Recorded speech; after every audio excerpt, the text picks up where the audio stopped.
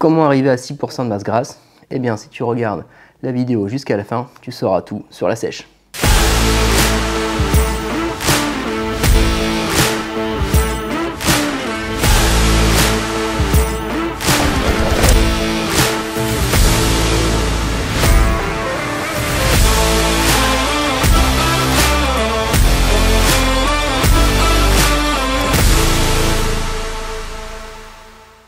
Mais avant de commencer, je tenais à vous remercier pour tous les messages que vous avez mis suite à la compétition du Mister Univers du 11 novembre dernier. Ça m'a fait vraiment très plaisir à mon équipe et à moi-même. Si tu ne me connais pas encore, je suis Jérôme Poison, coach sportif depuis 2003. Je suis spécialisé dans les transformations physiques et dans les compétitions de bodybuilding, culturisme, bikini, men's physique, appelle ça comme tu veux. On va pouvoir commencer la vidéo. Je t'invite à te faire un petit café, un petit thé comme moi, à bien t'installer dans ton fauteuil. Mais avant, pense à liker, partager, t'abonner bien sûr. Et c'est parti pour la vidéo comment sécher pour arriver à 6%. Pour faire simple, on va prendre mon exemple étant donné que j'ai fait pas mal de séries de vidéos sur la compétition, donc sur la sèche. Donc pour arriver à 6%, déjà, moi je suis parti sur une base de 15%. J'ai à peu près 15% il y a 4 mois quand j'ai commencé le régime, comme vous voyez sur les photos. 15% c'est un physique qui est propre, c'est-à-dire voilà, on n'a pas de bourrelet. Voilà, il n'y a rien qui déborde, on va dire quoi. Après, le physique, il est rond, mais il est loin d'être tracé. C'est loin d'être dégueulasse, ça va. C'est pas un physique que j'adore, mais voilà, pour l'été, ça passe. Et en salle, avec un débardeur, bon, bah, ça fait le mec qui fait un peu de muscu, quoi. Donc, évidemment, ce physique-là, c'est déjà du travail pour y arriver. Donc, si vous voulez arriver à 6% en 4 mois, si vous êtes au-delà de 15%, c'est clair que ça n'ira pas. Il vous faudra beaucoup plus de temps, voire faire 2 saisons, comme je l'expliquerai un peu plus tard dans la vidéo. Donc déjà, déterminez à combien vous êtes en masse grasse. J'ai plusieurs vidéos sur la chaîne qui expliquent comment le faire. Une fois que vous avez déterminé votre taux de masse grasse, donc vous allez savoir si vous êtes prêt à arriver à 6% parce que vous commencez aux alentours de 15. Donc là, je parle de 15 pour un homme. Une femme, ce n'est pas le même chiffre. Donc une fois que vous avez déterminé votre pourcentage de masse grasse, il faut maintenant savoir quel est votre métabolisme de maintien, c'est-à-dire combien vous avez besoin de calories par jour pour rester au même poids. Donc moi, c'est entre 2300 et 2400 calories. Quand je reste sur ces quantités-là, je ne prends pas de poids et je n'en perds pas. Donc ça, c'est mon métabolisme de maintien. Donc comme vous voyez à l'écran, au niveau de ma diète, donc c'est réparti avec les macronutriments, protéines, glucides, lipides sur 4, 5, 6 repas, selon comment vous fonctionnez dans votre journée.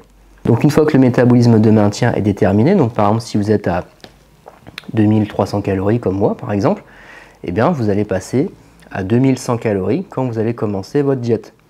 En passant à 2100 calories, vous allez surtout chercher à réduire les glucides, tout ce qui est pâtes, riz, pain, pommes de terre, fruits. Donc par exemple, si vous étiez à 200 g de féculents cuits le soir, vous passez à 150, et le midi, si c'était également 200, vous passez à 150. Vous allez enlever à peu près 200 calories et du coup, par ce fait, naturellement, votre corps va déstocker des graisses vu que vous ne lui apportez plus ce qu'il a dans son quotidien. Donc si par exemple, en passant de 2300 à 2100 calories, au bout d'une semaine, je perds 500 g, 1 kg, bon, je ne change rien pour la semaine d'après. Si je continue à perdre du poids, peut-être un peu moins, mais je continue à perdre, je ne change rien. Tant que vous perdez du poids, il ne faut rien toucher à votre diète. C'est seulement à partir du moment où vous stagnez que là, il va falloir commencer à nouveau à défalquer des calories. Vous stagnez à 2100, allez, on va passer à 1900 calories. Et du coup, c'est là où vous allez commencer avec votre diète à être sélectif. Donc ça, c'est une question après de personnalité. Par exemple, moi, j'ai une journée qui est très chargée, donc j'ai besoin de mes glucides la journée. Le soir, une fois que le boulot est fini, quand je rentre, il est 21 h, je n'ai pas besoin d'avoir des glucides le soir, je me fais ma soupe, mon poisson gras, j'ai plus faim, je peux me coucher comme ça. Il y en a d'autres, au contraire, ils finissent assez tôt, ils finissent à 5 h, ils sont entraînés le matin ou le midi, ils rentrent et le soir, ils aiment bien avoir un repas avec madame et du coup, avoir quelque chose d'un peu plus consistant, auquel cas, je leur dirais de plutôt conserver les glucides le soir et de les enlever dans ce cas-là le midi, le matin ou sur les collations. Après, vous allez me dire, oui, mais c'est le soir qu'il faut enlever les glucides. Mais pas forcément. Si vous consommez 2100 calories la journée, que ce soit réparti sur des repas multiples ou sur 3 repas ou que vous mangiez plus de glucides le midi, moins le soir et inversement, si vous êtes toujours à 2100 calories et que vous mincissez, peu importe. Ce qu'il faut surtout faire attention, c'est au niveau de la répartition.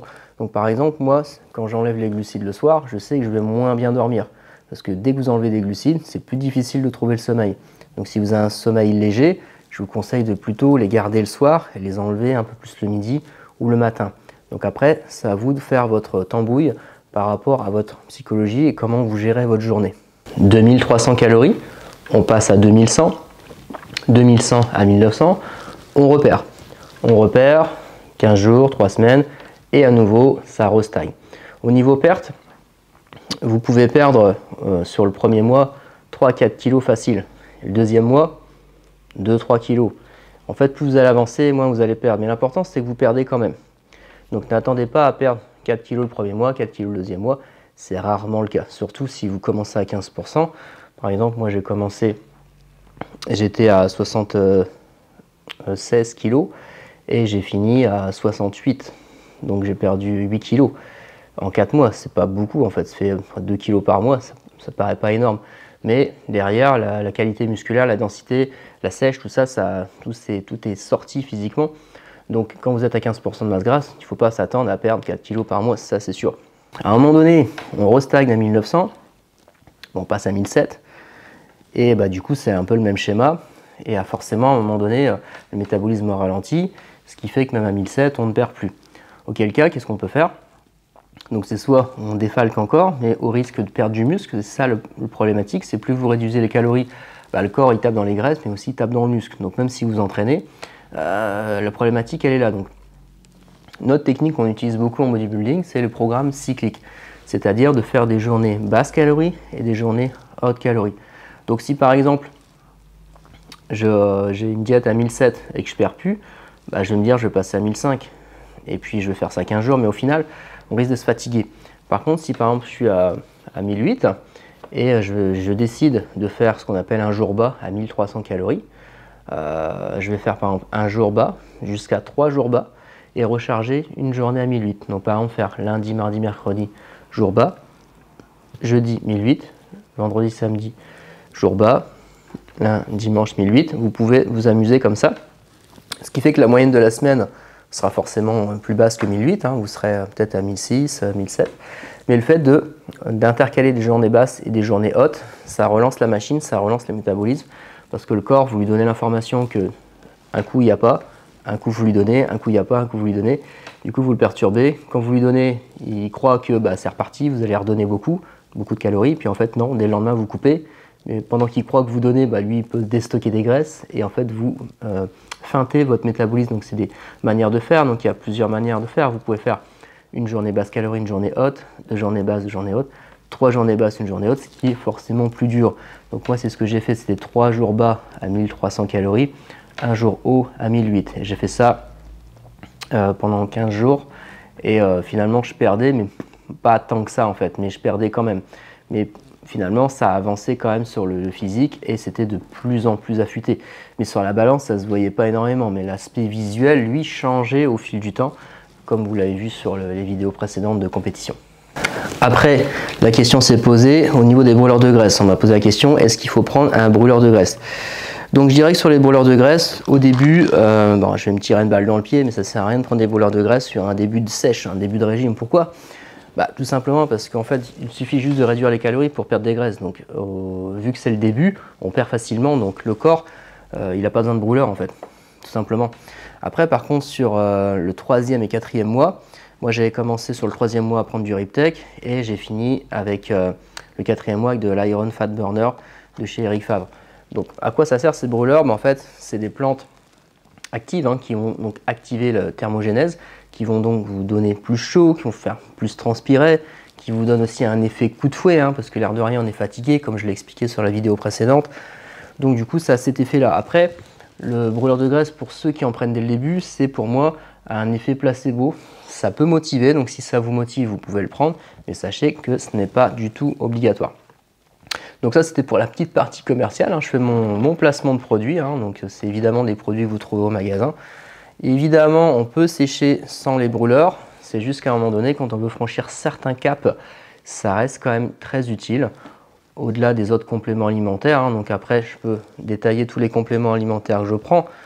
En résumé, ça va être magnésium, ça va être vitamine D, ça va être multivitamine, ça va être vitamine C, ça va être oméga 3. Donc ça va vraiment être ces 5 compléments-là que je prends durant tout le régime et après le régime. Donc ça, j'en parlerai sur une autre vidéo, c'est comment gérer l'après 6%. Donc là, je m'étale un peu sur la partie complément. Ce qu'il faut se dire, c'est que sur cette sèche-là, à un moment donné, vous allez certainement avoir des plafonds, c'est normal. Et c'est là où le mental y joue. C'est soit j'arrête, ou soit je continue. Mais quand je veux arrêter, souvent, c'est qu'on est proche du but et qu'il faut juste faire un peu plus d'efforts, un peu plus de renfort, un peu plus de cardio, un peu plus de volonté, un peu moins de craquage aussi. Parce que là, on m'a posé la question, c'est bah ouais, mais tu craques quand? En fait, tu craques pas vraiment. Le craquage, il est déterminé avec le coach ou déterminé avec soi-même. C'est-à-dire, on va se dire, je craque une fois par mois ou je craque à tel moment parce que c'est un anniversaire, parce que c'est votre anniversaire, parce que c'est les vacances et qu'on a envie de faire plaisir aux gens qui sont autour de nous. Mais si vous voulez arriver à 6%, c'est certain que les cheat meals, vous allez faire une croix dessus un bon paquet de temps, quoi. Après, sur la partie entraînement, souvent, on me demande comment tu fais pour passer de 15% à 6%, qu'est-ce qui change dans ta vie en fait. Et en fait, c'est là où c'est le plus marquant, parce que si j'en parlais avec mon ostéopathe, il ne m'avait pas vu depuis 3 mois. Et quand il me revoit la semaine de la compétition, il me voit et il hallucine, il dit c'est quoi ce physique? Il dit qu'est-ce que tu as fait? Qu'est-ce qui t'est arrivé? Et en fait, je lui ai dit moi, j'ai juste enlevé progressivement les glucides, les hydrates de carbone. J'ai juste enlevé ça. Juste ça, d'une manière progressive. Et là, c'est assez surprenant. Mais au final, quand vous faites ce type de diète, en fait, qu'est-ce qui change? C'est juste votre apport calorique qui est différent. Mais votre quotidien, ça ne change pas. En fait, vous vous levez, vous allez faire votre entraînement, soit le matin, le midi ou le soir. Donc votre entraînement, c'est ce que vous faites déjà dans la semaine. Votre diète, vous faites vos 4-5 repas dans la journée. C'est juste qu'il y a moins de glucides. Et après, l'hygiène de vie, c'est le même principe, hein. On essaie de se coucher tôt, de dormir ses 8 heures, de ne pas boire, de ne pas fumer. Donc en fait, ça c'est des choses qui sont pour moi évidentes parce que c'est un style de vie le body, donc passer de 15 à 6%, si vous n'avez pas une hygiène de vie saine, c'est impossible. Mais disons que moi, dans mon quotidien, qu'est-ce qui a changé? C'est juste le fait que je mange moins de glucides. Donc après, ça occasionne les conséquences que j'ai expliquées sur la vidéo précédente.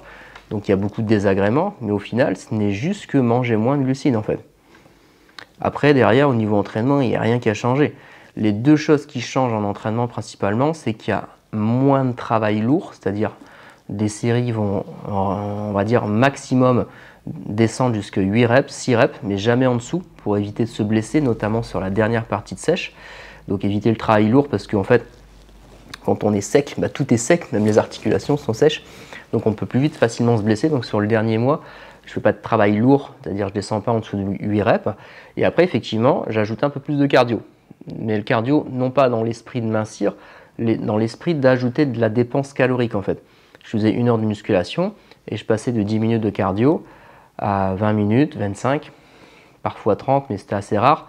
Après, là, je vous parle de mon exemple, hein, sachant qu'il y en a, ils sont obligés de faire 1 heure de cardio et de le séparer de l'entraînement. Moi, j'ai rajouté juste 20 minutes de cardio, mais pas en fractionné, mais en intensité très élevée. Donc, je mettais l'escalator à fond, le tapis de course à fond et j'envoyais. Il fallait que je sois complètement noyé avec le sweat sur le dos, le bonnet, et il fallait vraiment que j'évacue au maximum de calories dans ma séance. Tout à l'heure, je vous ai parlé de la saison 1, saison 2. J'aime bien parler de ça dans le cadre d'une diète parce qu'on a pas mal de gens suivis avec ma femme. Vous savez, c'est un peu notre activité principale avec le studio de coaching. C'est qu'on a des gens, par exemple, qui veulent avoir les abdos. J'arrive, ils sont, mettons, en surpoids, ils veulent les abdos. Et en fait, je leur explique parfois qu'il faut 2 saisons pour avoir les abdos. Une saison de dégraissage, c'est-à-dire que voilà, la personne elle a 25%, on arrive à 17-18% sur une première sèche, et puis un premier dégraissage on va dire, et la personne elle veut continuer.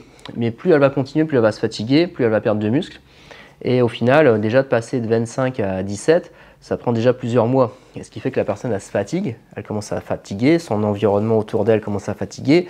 Donc souvent ce que j'explique aux personnes qui sont en surpoids, c'est ok, là on arrive à 17-18, écoute, on reste comme ça pour l'instant, on remonte un peu les calories, on reconstruit du muscle, et on fera une deuxième sèche plus tard, 6 mois plus tard, 3 mois plus tard, selon la saison, selon les vacances, et là on finit le boulot. Parce qu'à un moment donné, les gens ils veulent passer de je suis en surpoids à avoir les abdominaux dessinés comme le coach. Et c'est rarement possible, c'est très rare de voir ça chez certaines personnes, sauf si c'est vraiment des gens qui ont des métabolismes rapides. Mais en général, les gens, ils s'entêtent à vouloir sécher, ils peuvent plus, ils fatiguent, ils perdent du muscle, ils ont plus d'énergie, ils risquent de se blesser. Et auquel cas, c'est à ce moment-là où on les arrête, on leur explique, écoute, là, tu as déjà fait un beau parcours, on passera à la saison 2, où tu pourras donc t'affûter. Et souvent, on fait les parallèles, parce que d'une compétition à une autre, d'une saison à une autre, on s'améliore en fait. Comme là, par exemple, sur cette saison, sur la dernière compétition, j'ai jamais été aussi bien de ma vie, alors que ça fait depuis 2010 que je fais des compétitions. Donc on s'améliore toujours d'une année sur l'autre. Donc ça aussi, c'est important de l'expliquer aux abonnés. Bon, bien sûr, tout ça, c'est pas anodin, hein, passer de 15 à 6%. Moi, c'est pas quelque chose que je vais vous conseiller de faire tout seul.